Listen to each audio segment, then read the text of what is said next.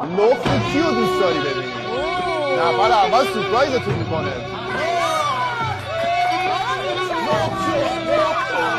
گلم همه با تناز لختش قشنگ تناز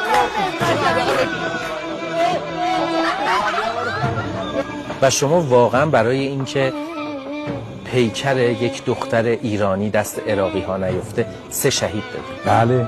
چی بود ماجراش؟ از ستاد گردان به من خبر دادن که یک دختر ایرانی را به یک تیر آویزان کردن. باید بریم بیارمش. سیاره خودش اقدام کننده همینه. حتی میره به پای تیر وای میسته، یه نفر میره شونش بر میره از بالای تنابش میبره میاره پایین.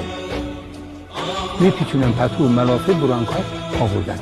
همونجا در همون عملیات 2 نفر شهید شدن. سومی هم هست. سومی مجروح جنگی شدیده، میاد بعدن شهید میشه. بعضی از من ایراد گرفتن شما برای آوردن یک جسد 3 تا 2 تا شهید داریم. گفتم بعد 10 تا هم بود میگردم، خودم هم میگه لازم بود میرفتم. چرا؟ این صحبت یک دختر آبادان خرمشهری نیست. بله. این ناموس کشور ایرانه. ملت ایرانه. چجوری من قبول کنم جسد یک دختر ایرانی اونجا آویزون بشه من بمونم؟ خب به غیرت من اگه این کارو بکنم